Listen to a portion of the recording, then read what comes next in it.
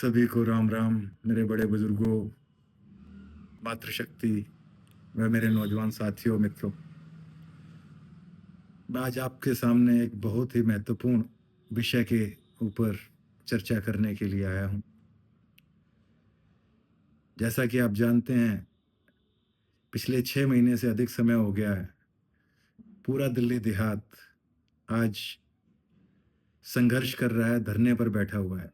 दिल्ली के अंदर दो जगह पर, गांव दौलतपुर में और कंझावला में, कि जो धरना दिया जा रहा है ये दिल्ली के विकास के लिए दिया जा रहा है।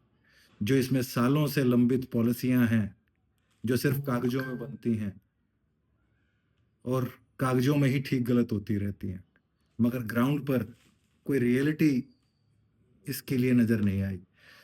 आज़ादी के 60 साल 70 साल होने को आ गए हैं। इतने सालों बाद भी आज जो दिल्ली राजधानी है वो छोटी छोटी बुनियादी सुविधाओं के लिए तरस रही है। जो दिल्ली के विकास की बातें हैं, बहुत लिमिटेड मात्रा में। ये दिल्ली का दुर्भाग्य ही कहेंगे। हमने सभी सरकारों को देखा, इनमें आप समझिए कि जितनी सरकारें आज तक दिल्ली में आई हैं, चाहे कांग्रेस आई है, चाहे आम आदमी पार्टी की 2014 में सरकार आ गई थी दिल्ली के अंदर, मगर हम उन बुनियादी सुविधाओं और रोड, पानी, बिजली और इन्हीं चीज़ों में कुचक्र में फंस कर रह गए। ट्रैफिक ये 2007 में जब प्लान बना था, वहीं से प्लान डेवलपमेंट होती, किसानों के जो इस दिल्ली को, जो किसान ने जमीन दी अपनी, इस दिल्ली को बसाया है, वो आज सबसे दोयाम दर्जे का नागरिक हो चुका है।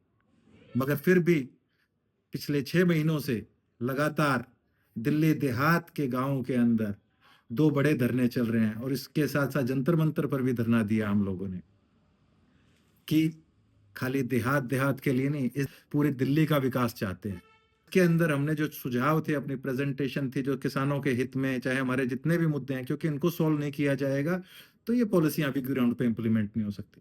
वो सारी चीजें हमने सरकारों को, ऑफिसर्स को, अधिकारियों को, मंत्रालय में हर जगह पे जाके बताई है।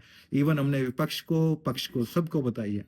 अभी जो स्थिति है दिल्ली के अंदर, वो ऐसी स्थिति बन गई है कि 3 पार्टियां हैं जो मुख्य रूप से चुनाव में शामिल हैं। एक आम आदमी पार्टी, जो पिछले 10 सालों से दिल्ली की सत्ता में है। दूसरी कांग्रेस पार्टी, जिन्होंने पॉलिसियों का आरंभ किया था, वो आज काफी दिल्ली में शायद उनकी कोई सीट भी नहीं है आज, पिछले 10 सालों से। तीसरी बीजेपी पार्टी, जो केंद्र में है, मगर यहाँ दिल्ली के अंदर नहीं है। भूमि और ये सारी चीजें केंद्र के हाथ में आती हैं, मगर सहयोग दिल्ली गवर्नमेंट का भी चाहिए होता है। तो ये दोनों पार्टियों की रस्साकशी में, जो कहते हैं राजनीतिक, दोनों पार्टियों की ये रस्साकशी, तीसरी कांग्रेस पार्टी, इन तीनों पार्टियों की जो रस्साकशी चल रही है, एक राजनीतिक मतभेद इनके बीच चल रहा है, उसका जो भुगतान हमें करना पड़ रहा है, पूरे दिल्ली वासियों को करना पड़ रहा है, पूरे दिल्ली देहात को करना पड़ रहा है। तो मैं आज आप सभी के सामने थोड़ा सा गणित पेश करता हूं कि कौन सी पार्टी आएगी तो क्या स्थिति बनेगी। पहली पार्टी, अगर जो अभी दिल्ली के अंदर पहले से ही सत्ता में है, आम आदमी पार्टी, ये अगर वापस से सत्ता में आती है तो जो हाल पिछले 10 साल से हम देख रहे थे, वही हाल अभी आगे भी रहने की उम्मीद दिखती है, क्योंकि केंद्र सरकार और आम आदमी पार्टी का कोई आपस में तालमेल नहीं है। तो इसके जीतने से हमारे दिल्ली को कोई फायदा होता नजर आ रहा है, या कोई किसी तरीके का बेनिफिट और होगा, ये थोड़ा सा मुश्किल दिखता है। दूसरा कांग्रेस पार्टी है। कांग्रेस पार्टी आज स्थिति में नहीं लगती कि वो दिल्ली में सरकार बनाए। दिल्ली के अंदर मैं स्थिति बता रहा हूँ कि ऐसा करने से ऐसा होगा, जो स्थिति आपको बड़े अच्छे से समझने की जरूरत है। आम आदमी पार्टी की बताइए, कांग्रेस की बताइए, बीजेपी की बताओ। बीजेपी की गवर्नमेंट अगर यहाँ पे जीतती है, बीजेपी जीतती है, तो दिल्ली का जो विकास काफी लंबे समय से रुका हुआ था, ऐसी उम्मीद करते हैं हम, क्योंकि लगातार हमारे धरनों पर भी रामवीर विधूड़ी जी, कमलजीत सहरावत जी, चंदोलिया जी, इससे पहले प्रवेश वर्मा जी ने भी संसद में आवाज उठाई थी। दोनों गवर्नमेंट, दिल्ली के अंदर भी गवर्नमेंट बीजेपी की आ जाए, और केंद्र में ये हैं ही। तो ऐसा संभव दिखता है, ऐसा प्रतीत होता है कि जो दिल्ली का विकास है, इतने सालों से लंबित पड़ा हुआ है। लोग कहते हैं ना, दोयाम दर्जे के नागरिक बने हुए हैं दिल्ली के। कहने को हमारे को पानी फ्री, बिजली फ्री, ये फ्री। तो ये मतलब ऐसा हो गया है जैसे बाबा जी का घर हो गया, वहां पे आओ, खाना खाओ, इसको गंदा करो और चले जाओ। तो ऐसा ना रह के हमारे दिल्ली का कहते हैं ना प्लान्ड सुनियोजित विकास होगा। एक विश्व स्तर का शहर जो होना चाहिए था, वो विश्व स्तर का शहर जब ही बन पाएगा जब ठोस मजबूत यहाँ पर सरकार हो। यह है कि दिल्ली का विकास बहुत ही फास्ट तरीके से हो सकता है, जैसा कि अभी माननीय प्रधानमंत्री जी भी, अमित शाह जी से भी मुलाकात हुई हमारी, जो जो अर्बन डेवलपमेंट मिनिस्टर हैं उनसे भी हमारी मुलाकात हुई, और उन्होंने पूरा आश्वासन दिया था कि 2 महीने के अंदर हम लोग इस सत्ता में आते ही इस कार्यक्रम को करेंगे। दिल्ली के विकास को एक विश्व स्तर का शहर बना देंगे। इस गति पर रह जाएंगे, आपके पूरे देहात का, आने वाली नस्लों का भविष्य चेंज हो जाएगा, दिशा और दिशा बदल सकती है। तो उस बात में कहीं पर दम नजर आ रहा है। हमने सभी पार्टियों से धरने के अंदर भी कहा था कि जो हमारी बातों को, हमारे मुद्दों को इस दिल्ली के विकास के लिए आगे बढ़ेगा, जो हमारा साथ देगा, हम उसका साथ देंगे। तो उसी कड़ी में अभी सभी तीनों पार्टियों के मैनिफेस्टो जारी हुए। आम आदमी पार्टी, कांग्रेस और बीजेपी। आम आदमी पार्टी ने कोई एक शब्द हमारे इस दिल्ली के विकास को लेकर नहीं लिखा। सिर्फ नाली, खड़ंजे, रोड और ये फ्री बाइट्स, इनके विषय में ही बात की गई है। तो इससे कैसे उम्मीदें लगाएं, मुझे खुद समझ में नहीं आ रहा कि इससे क्या उम्मीदें लगा सकते हैं कि इसी ये संघर्ष हमें अगले 5 साल और करना पड़ेगा, ये क्या होगा। तो इससे ज्यादा मजबूत उम्मीदें नहीं है। मगर हाँ, कांग्रेस पार्टी ने अपनी उसमें कुछ चीजें डाली हैं हमारे गांव देहात के लिए। तो मेरे को ऐसा लगता है कि कांग्रेस और अगर आम आदमी पार्टी, इसके अंदर अगर पूरी तरह से एक मजबूत विपक्ष की जरूरत भी होती है, क्योंकि मजबूत विपक्ष नहीं होगा तो जो सरकार होती है उस पर भी लगाम नहीं रहती है। तो इस सरकार को ठीक से काम कर सके एक मजबूत विपक्ष की भी जरूरत है। और कांग्रेस इस भूमिका में, मजबूत विपक्ष की भूमिका में भी आ सकती है, क्योंकि उन्होंने पॉलिसियों को देखा हुआ है, दिल्ली के विकास को पहले समझा हुआ है।